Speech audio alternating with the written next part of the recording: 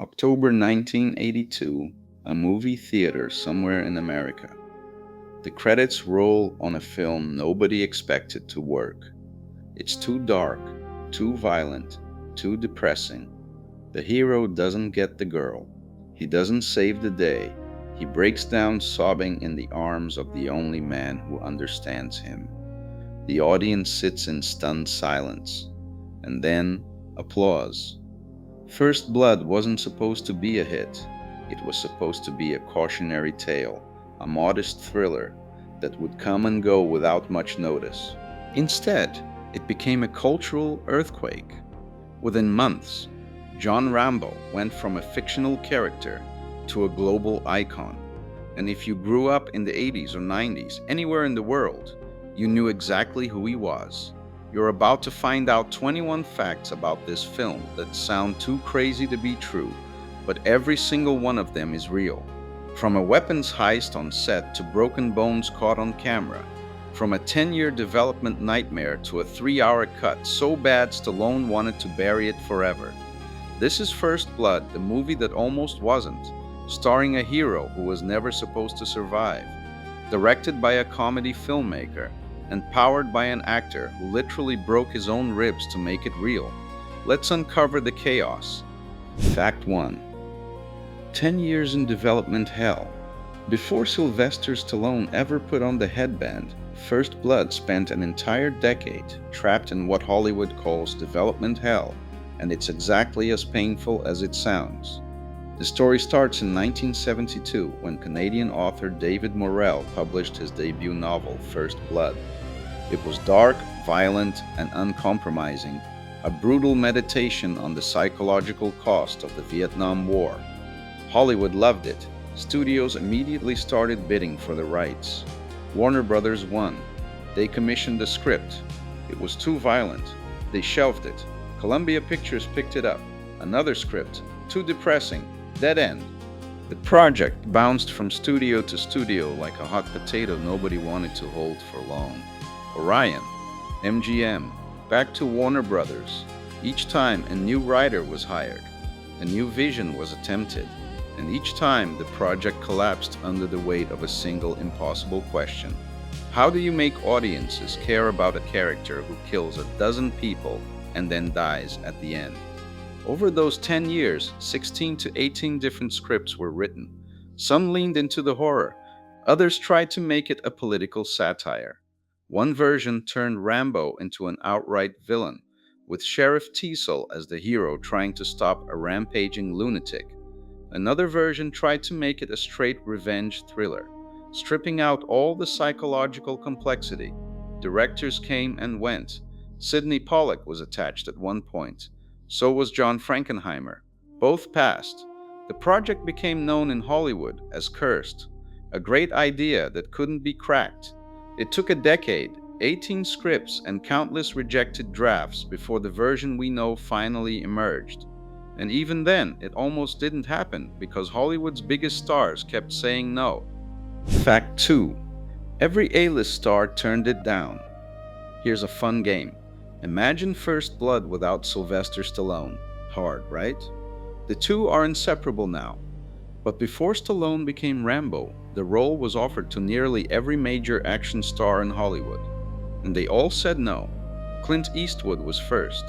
Fresh off Dirty Harry, he seemed perfect. The tough, weathered loner. But Eastwood read the script and passed. His reasoning? Rambo was too broken, too vulnerable. Eastwood's characters didn't cry. They didn't break down. They won. Rambo wasn't a winner. He was a victim, not interested.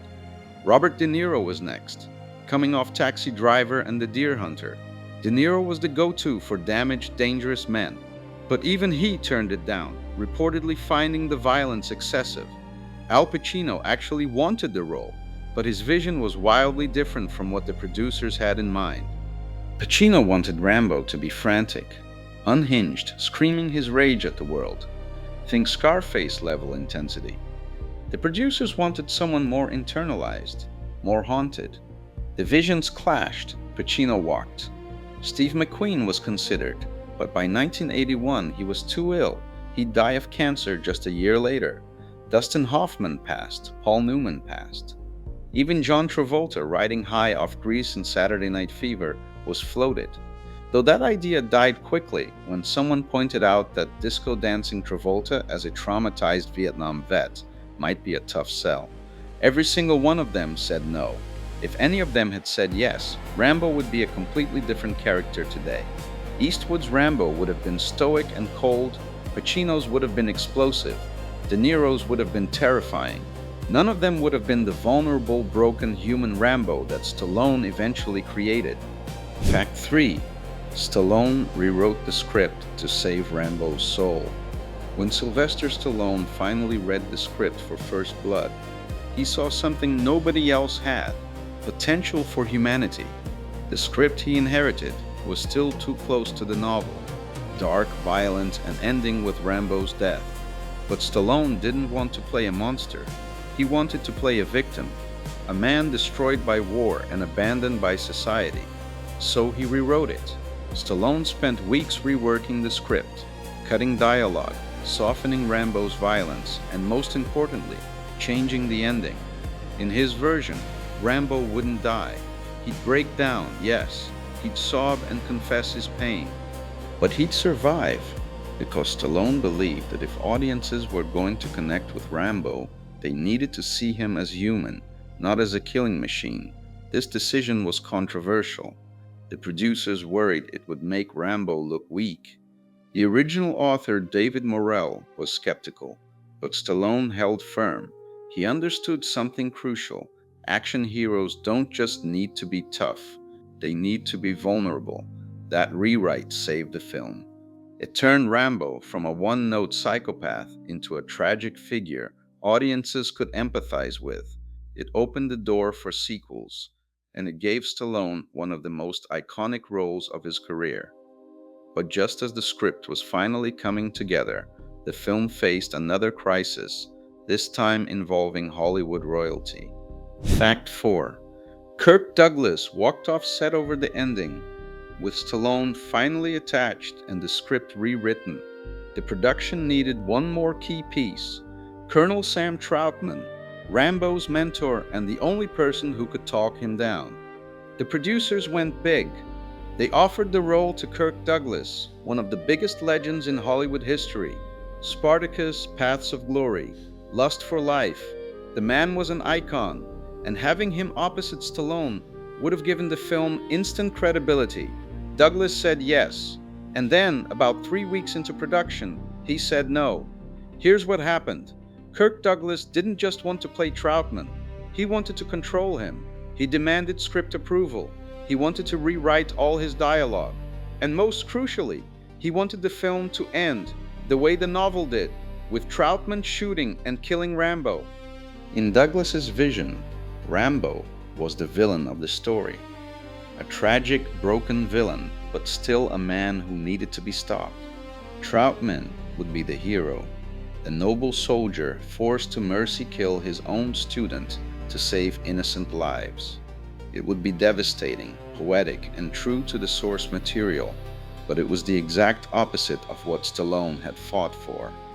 Stallone had spent weeks humanizing Rambo, making him sympathetic, turning him into a victim rather than a monster. If Douglas got his way, all that work would be undone. The film would end with Rambo dead. Audiences would leave traumatized, and there'd be no sequel, no franchise, no icon. The arguments got heated. Douglas wouldn't budge, neither would Stallone. The producers were caught in the middle, terrified they were about to lose their biggest star. Finally, Douglas made his decision. He walked, about 3 weeks into production. No colonel, no backup plan. The film was on the verge of collapse. Fact 5. Richard Crenna was cast at the last minute and became irreplaceable. Enter Richard Crenna, a character actor who'd spent decades in television and smaller film roles, never quite breaking through to stardom. He got the call at the last possible moment, barely had time to prepare, flew to British Columbia, stepped onto set, and became the perfect Troutman. Here's the thing about Richard Crenna's performance. It works because he wasn't trying to dominate the role. Kirk Douglas would have played Troutman as a commanding military authority, a father figure dispensing tough love. Crenna played him as something gentler, a man carrying his own regrets, his own guilt over what he'd turned Rambo into. Watch the final scene again. When Troutman embraces Rambo, it's not a superior officer restraining a dangerous soldier. It's a father holding a broken son. Crenna's face shows exhaustion, sorrow, failure. He knows he created this weapon. He knows he abandoned him, and now he's watching the consequences destroy a human being. That last-minute casting accident ended up being one of the best decisions the film made. Crenna brought warmth where Douglas would have brought authority. He brought empathy where Douglas would have brought judgment. And because of that, the final scene doesn't feel like a capture. It feels like a rescue. If Kirk Douglas had stayed, Rambo would have died on that floor. Instead, he survived, and so did the franchise. Fact 6. The original ending was so dark, test audiences revolted. Let's talk about the ending that almost was. The one that got fully filmed, fully edited, and shown to a test audience before being buried forever. In the theatrical version, we all know Rambo breaks down in Troutman's arms. He sobs. He confesses the horrors he witnessed in Vietnam, his friend dying in his arms, the war following him home, the world treating him like garbage. It's heartbreaking, but it ends with hope. Rambo is alive, broken but alive, arrested but not dead. The door is open for healing, for redemption, for a sequel. But that's not how it was originally shot. In the first filmed ending, after Rambo's confession, he doesn't surrender. He's too far gone, too broken. He grabs Troutman's sidearm, puts it against his own chest, and forces Troutman to pull the trigger. The gun fires. Rambo collapses. Blood pools beneath him. His eyes go vacant. Troutman kneels beside the body of the man he trained, the man he destroyed, and the screen fades to black. No hope, no sequel, no icon, just a dead soldier on a cold floor, another casualty of a war that never really ended. That version was fully completed, it was edited, scored, ready to go. The filmmakers believed it was the true ending, faithful to the novel's spirit, artistically bold, emotionally devastating. Then they showed it to a test audience, and the audience hated it. Not just disliked it, hated it. People were angry, upset, they felt betrayed. They'd spent 90 minutes watching this man suffer, rooting for him to survive, only to see him die like a wounded animal. Exit surveys were brutal. Word spread fast in Hollywood. First Blood had a problem. The studio panicked. The producers panicked. Stallone, who'd already been nervous about the ending, pushed hard for a reshoot. They had to go back, refilm the final moments, and create a new conclusion, one that left Rambo alive. That last-minute change saved the franchise. If Rambo had died, there'd be no First Blood Part 2, no Rambo 3rd, no 2008 Return, no 2019 Last Blood. The character would have been a footnote, a tragic what-if in action cinema history. Instead, he became immortal. Fact 7. The first cut was over 3 hours long and unwatchable. Imagine sitting down to watch First Blood and it's 3 hours long. Not a tight, tense 90-minute action thriller. A bloated, meandering, nearly unwatchable slog that made absolutely no sense. That's what the first assembly cut looked like, and it nearly killed the film. After months of shooting in the freezing wilderness of British Columbia, the editors started piecing together all the footage, and what they found was a disaster. The pacing was all over the place, scenes dragged on forever, dialogue was repetitive, action sequences that should have been intense felt tedious, test screenings were catastrophic, people walked out. Industry insiders who saw early cuts started whispering that Stallone's follow-up to Rocky was going to bomb hard.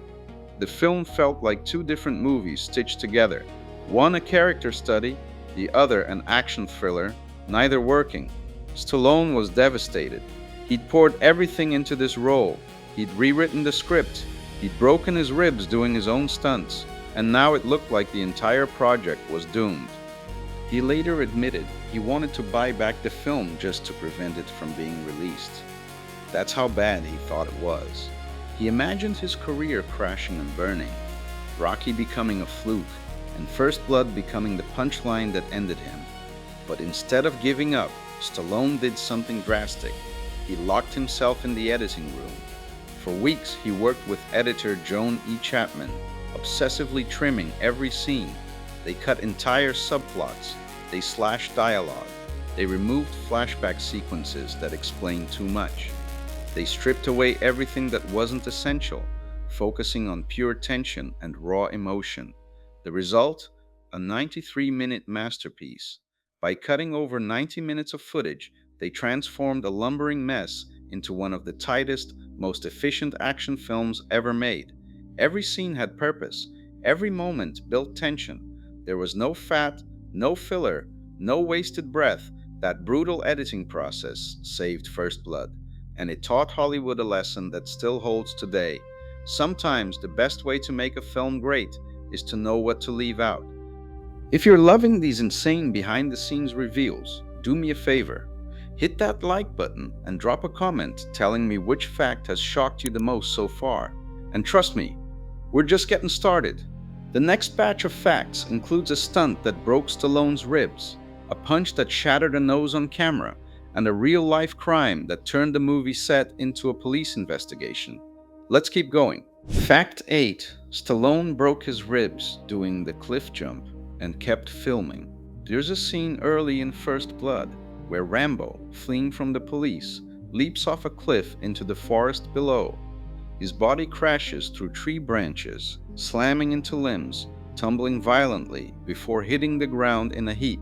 It's one of the most visceral, painful-looking moments in the film, and there's a reason for that. It was painful because Sylvester Stallone did it himself. No stunt double, no safety net, just Stallone, a cliff, and a lot of very hard trees. The production had set up the stunt carefully. There were pads hidden below. Branches were partially sawed to break on impact, and the crew assured Stallone it would be controlled. But when you're falling off a cliff, there's only so much control you can have. Stallone jumped. His body hit the first branch, then the second, then the third, each impact harder than expected. By the time he hit the ground, he could barely breathe. Several of his ribs were fractured. The pain was excruciating. The medics on set wanted to take him to the hospital immediately, but Stallone refused. He knew that if he stopped, the production would lose momentum. The insurance costs would skyrocket, and the entire shoot could collapse. So he gritted his teeth, wrapped his torso, and kept filming. For days afterward, every breath hurt, every movement was agony. But Stallone pushed through, delivering some of the film's most physically demanding scenes while nursing broken bones. And here's the thing, you can see it on screen. Watch Rambo's labored breathing, the way he winces when he moves, the pain etched into his face. That's not acting, that's real suffering, captured on film, making every moment feel unbearably authentic. Stallone later said that pain was part of the character. If Rambo had to suffer, then he had to suffer too, and that commitment, that willingness to bleed for the role, is part of what makes First Blood feel so raw. Fact 9. Stallone accidentally broke an actor's nose, and they kept it in the film. In the police station scene, Rambo finally snaps. He's been pushed too far, humiliated, brutalized, and when he explodes, it's chaos. He tears through the deputies like a hurricane, throwing punches, smashing bodies, unleashing all the rage he's been holding in. One of those punches was very real. During the sequence, Stallone was supposed to throw a controlled stage punch at actor Alf Humphreys, who played Deputy Lester, close enough to look real, but not actually making contact. Except in the heat of the moment, with adrenaline pumping and the scene's intensity at its peak, Stallone's fist connected hard. Humphrey's nose shattered, blood erupted. The scream you hear on camera isn't acting, it's genuine pain. The crew immediately called cut. Stallone was horrified, apologizing profusely. Humphreys, holding his broken nose, was rushed to get medical attention. But here's the wild part. When the director reviewed the footage, he realized the moment was perfect. The punch looked absolutely real because it was real.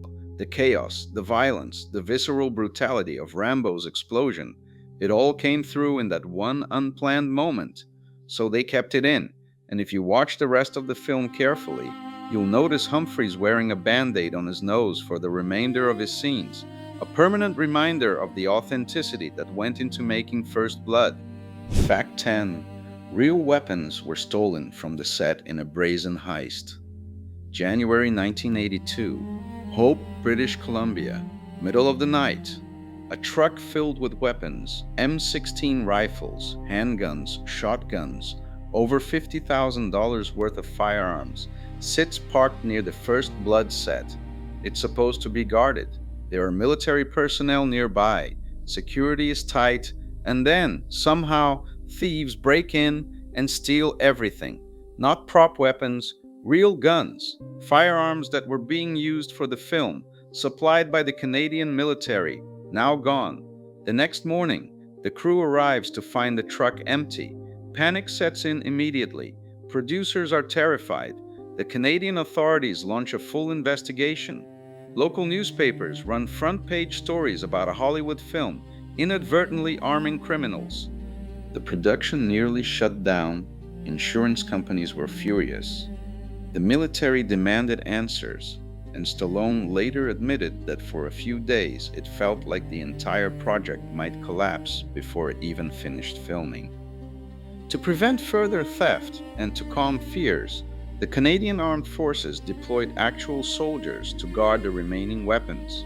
The movie set essentially became a military base, with armed guards patrolling 24/7. Fortunately, most of the stolen firearms were eventually recovered. 3 men, all members of the Canadian militia, specifically the British Columbia Regiment, were later charged with the theft. By late 1984, authorities had recovered at least 15 of the 47 stolen weapons, including the 2 M60 machine guns. But the incident added a layer of real danger to a film that was already chaotic enough. And in a strange twist of irony, those stolen weapons were meant to be used in a film where the hero never intentionally kills anyone.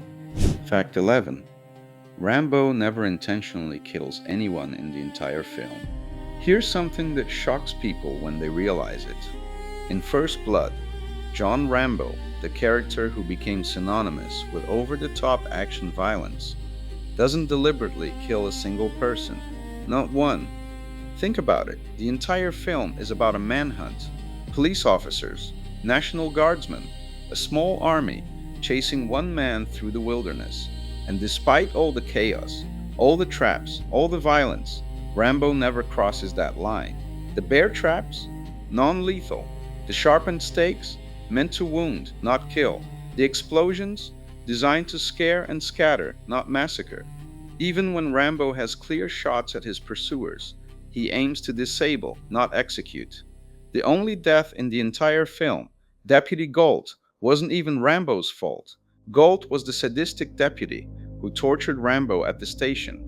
And when Rambo threw a rock at the helicopter during the chase, it caused Galt to lose his balance and fall to his death. It was an accident, a consequence of panic, not murder. This was a deliberate choice by Stallone and the filmmakers. They wanted to draw a clear moral line. Rambo is not a killer. He's a survivor. A man pushed to his breaking point, yes, but still fundamentally human. Still holding on to a shred of the person he was before the war destroyed him. In the novel, Rambo kills over a dozen people without hesitation. If the film had followed that path, audiences would have seen him as a monster. Instead, by keeping his hands relatively clean, the film asks a different question. Who's the real villain here? The man defending himself, or the system that created him and then abandoned him? That moral ambiguity, that refusal to let Rambo become a cold-blooded killer, is what made him a tragic hero instead of a psychopath, and it's why audiences around the world could root for him even as he tore through a small town. Fact 12. The director was known for comedies before making First Blood. Pop quiz. Before directing one of the darkest, most intense action films of the 1980s, what was Ted Kotcheff known for? Answer: comedies. Specifically, light, frothy comedies like Fun with Dick and Jane, 1977, a satirical romp starring George Segal and Jane Fonda about a couple turning to crime after losing their jobs. It was funny, breezy, and about as far from the grim world of First Blood as you could get. So when Kotcheff was announced as the director of a violent PTSD-driven thriller about a traumatized Vietnam veteran, Hollywood insiders were baffled. It made no sense. Why would you hire a comedy guy to handle something this dark? But here's the thing, Kotcheff wasn't just a comedy director. Earlier in his career, he'd made Wake in Fright, 1971, a brutal, disturbing Australian psychological thriller about a school teacher's descent into madness. It was dark, unflinching, and visceral, proof that Kotcheff could handle heavy material. And that's exactly what the producers saw in him. They didn't want someone who'd glorify the violence. They wanted someone who understood how to make audiences uncomfortable, how to turn action into tragedy. Kotcheff brought that sensibility to First Blood. He framed the violence as desperate and ugly, not heroic. He shot the forest chase like a horror film. With Rambo as both predator and prey, he made sure every punch, every trap, every explosion felt painful rather than thrilling. That tonal control, that ability to balance action with anguish, came from a director who understood both comedy and horror, who knew how to manipulate audience emotions in unexpected ways. If a traditional action director had made First Blood, it might have been just another shoot 'em up, but Kotcheff turned it into something darker, stranger, and far more haunting. Fact 23. The runtime that says everything. Idiocracy clocks in at just 84 minutes. For a dystopian sci-fi comedy, that's remarkably short. Most comedies push 100 plus minutes. But Judge knew exactly what he was doing. The film is lean, brutal, efficient. It makes its point and gets out. There's no fat, no extended gags that overstay their welcome. It feels urgent because it is urgent. That brevity also reveals Fox's lack of faith. A longer runtime means more production time, more money, more commitment. By keeping it under 90 minutes, Fox minimized their investment in something they never believed in. The shortness became its strength.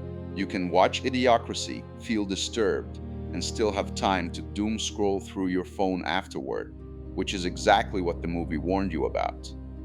Rats, on the other hand, much easier, trainable, controllable, cheaper, and as it turned out, just as disturbing on screen. The filmmakers brought in dozens of live rats for the scene. They crawled over Stallone's body while he lay in the mud, covered in filth, breathing heavily. It's one of the most visceral moments in the film, a visual representation of how low Rambo has been driven. And here's the thing, it worked. The rats became a symbol of Rambo's degradation, his descent into something primal and animalistic. The audience doesn't care whether they're bats or rats. They just see a man reduced to hiding in filth, surrounded by vermin, barely clinging to his humanity. Sometimes the best creative decisions are the ones forced by practical necessity. Fact 14. The survival knife was custom made and became a cultural phenomenon. If you close your eyes and picture Rambo, chances are you see the knife. Not a gun, not the headband, the knife. That massive, brutal, multi-purpose survival blade with the serrated spine, the leather-wrapped handle, and the hollow pommel packed with survival gear. It's one of the most iconic weapons in film history, instantly recognizable even 40 years later. And it was custom made by a legendary knife maker named Jimmy Lyle from Russellville, Arkansas. Lyle didn't just design a prop. he designed a tool. The knife was fully functional, built to survive in the wilderness. The hollow handle contained matches, a compass, fish hooks, needle and thread, everything a soldier would need if stranded behind enemy lines. The serrated edge on the spine could saw through wood or bone. The blade was sharp enough to gut a fish or field dress game. It wasn't just a weapon, it was a statement. Rambo doesn't need an army. He doesn't need backup. Give him a knife and he'll survive anything. After the film's release, the knife became a phenomenon. Sporting goods stores were flooded with orders for replicas. Cheap knockoffs flooded the market. Serious collectors sought out authentic Lyle-made versions, which became highly valuable. Jimmy Lyle went on to make knives for multiple Rambo sequels, and his designs influenced an entire generation of survival and tactical knives. To this day, the Rambo knife is a recognized archetype in blade design. Fact 15. The end credits song became a heartbreaking franchise signature. When the chaos of First Blood finally ends and the credits roll, a melancholic ballad begins to play. It's slow, aching, filled with regret. The lyrics speak of a long road, a journey with no clear destination, and the weight of memories that won't fade. The song is called It's a Long Road, composed by Jerry Goldsmith, with lyrics by Hal Schaefer and performed by Dan Hill. It never became a chart-topping hit. It wasn't released as a major single, but for fans of the film, it became the emotional anchor of the entire franchise. That song plays as Rambo is led away in handcuffs, broken but alive. His war still raging inside him. It's not triumphant. It's not victorious. It's just sad. A lament for a man who survived a war overseas only to lose a different war at home. And every time that melody appeared in the sequels, even briefly, it brought back that same feeling. The pain, the loneliness, the sense that Rambo is a man forever walking a long road with no end in sight. Goldsmith's score for First Blood as a whole is a masterpiece, blending military percussion with mournful strings, creating a soundscape that's both tense and tragic. But It's a Long Road is the soul of the film. It's the moment where the action stops and the heartbreak takes over. Fact 16. A massive blizzard turned the set into a frozen nightmare. The town of Hope, British Columbia, was chosen as the filming location for First Blood because of its rugged, isolated beauty. The dense forests, the mountains, the small town atmosphere, it was perfect for the story. And then winter hit, hard. An unexpected blizzard swept through the region, blanketing the entire area in snow and ice. Roads became impassable, equipment froze, crew members were trapped in hotels for days. The entire shooting schedule was thrown into chaos. Scenes had to be rewritten on the fly. Outdoor shoots were delayed or moved indoors. The cold was so brutal that cast and crew could barely function. Stallone, already nursing broken ribs, had to endure freezing temperatures while filming physically demanding scenes. The weather delays pushed production back by 2 full months. What was supposed to be a relatively quick shoot turned into a 5-month ordeal. But here's the strange gift the blizzard gave the film: atmosphere. The cold, the isolation, the endless white wilderness. It all became part of First Blood's visual identity. On screen, Rambo isn't just battling the police, he's battling nature itself. The frozen forests, the biting wind, the sense of being utterly alone in a hostile environment, all of that came from the real conditions the crew endured. Sometimes disasters create unexpected beauty. The blizzard nearly shut down the production, but it also gave First Blood a texture that made it feel colder, harsher, and more unforgiving than any set design could have achieved. Fact 17. The National Guard uniforms and gear were all real military surplus. When you see the bumbling, overwhelmed National Guardsmen stumbling through the forest in First Blood, hunting a man they have no hope of catching, every piece of their gear is real. The helmets, the jackets, the boots, the packs, All of it came from actual Canadian military surplus depots. The production borrowed outdated, worn equipment, the kind of hand-me-down gear that part-time soldiers would actually be issued, and that authenticity shows. The uniforms don't fit quite right.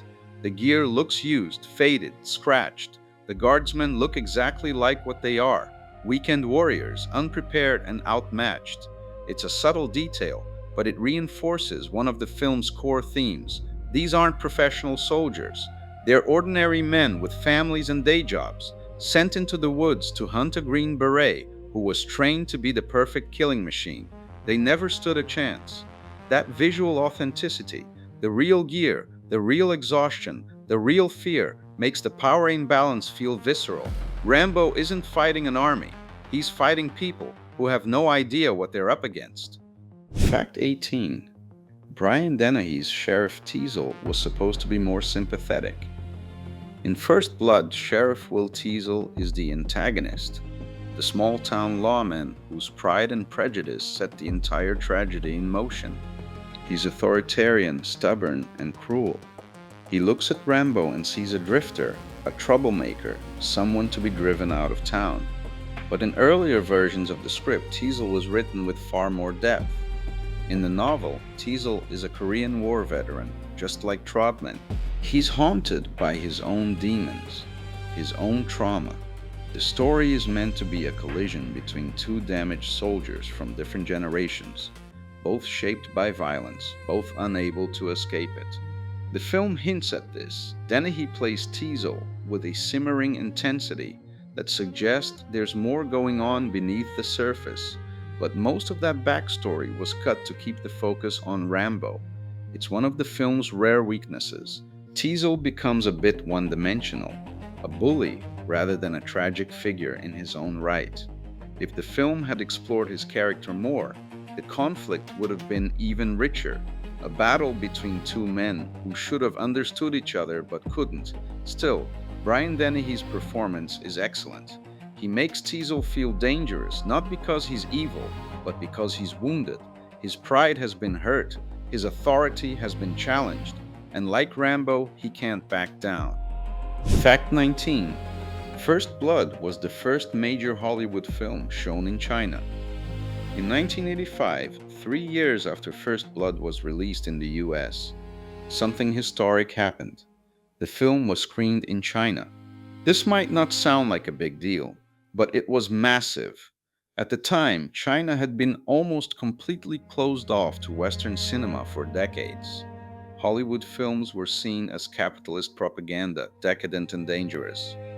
But then, in the early 1980s, China began cautiously opening its doors.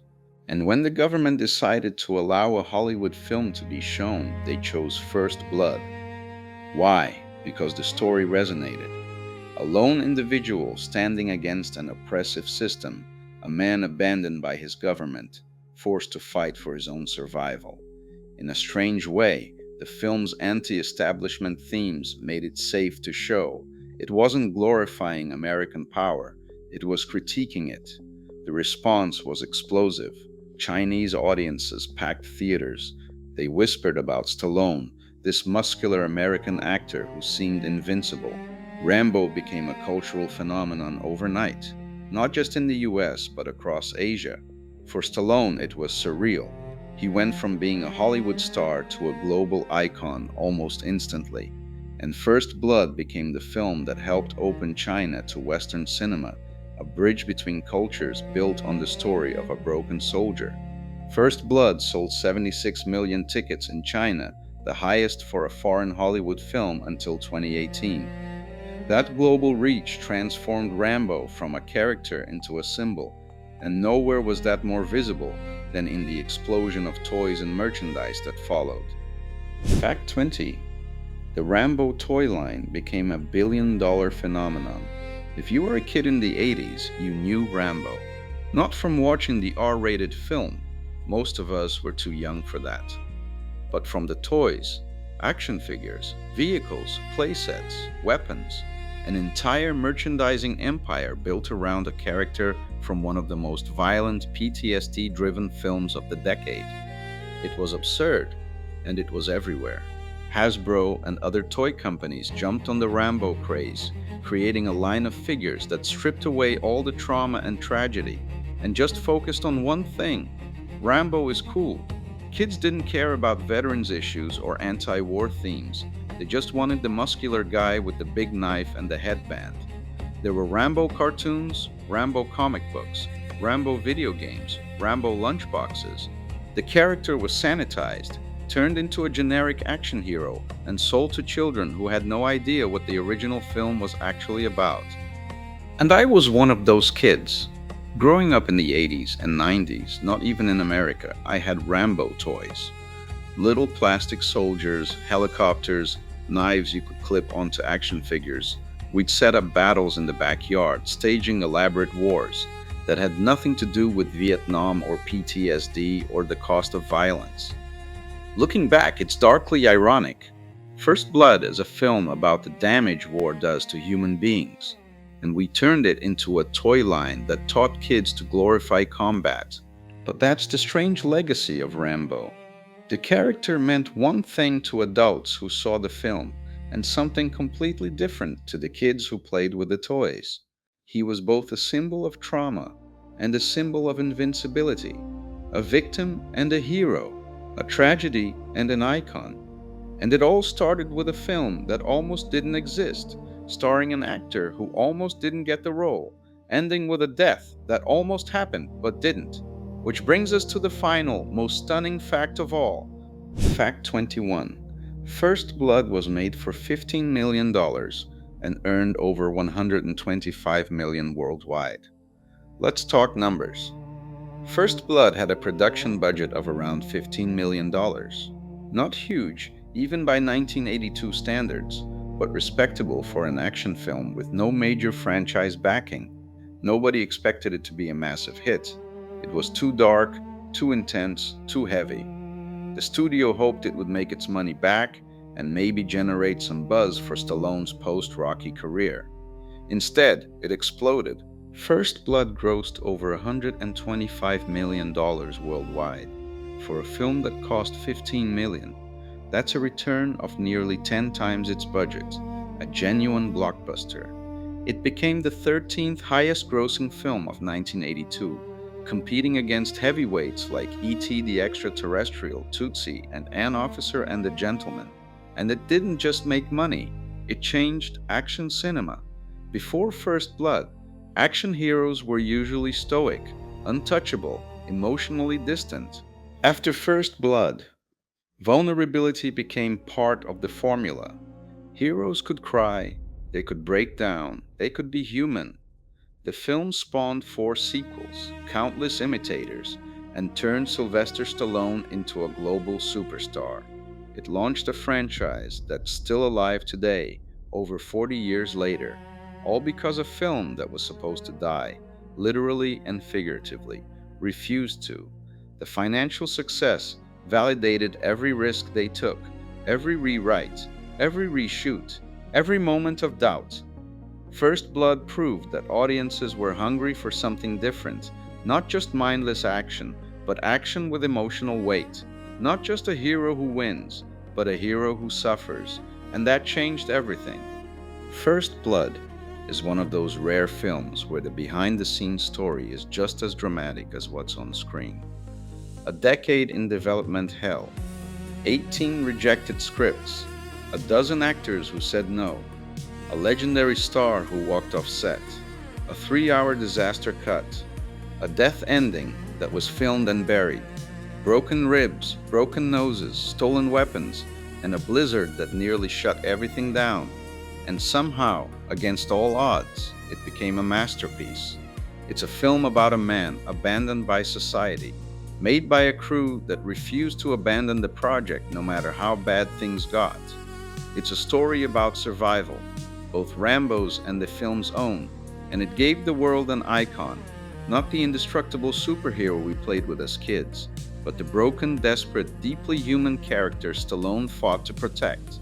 That's the real legacy of First Blood, not the sequels, not the toy, but the fact that a movie this dark, this painful, this real, became a global phenomenon and changed action cinema forever.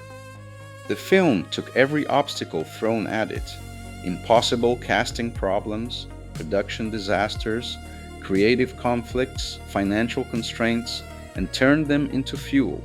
Every setback became an opportunity to make it better. Every near death experience made the final product stronger. That's why First Blood endures.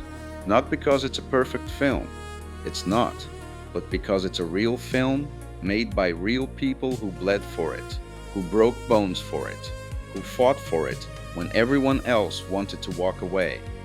John Rambo survived because the people making the film refused to let him die, and in that way, the movie became exactly what it was about: the will to survive against impossible odds. So, have you watched First Blood?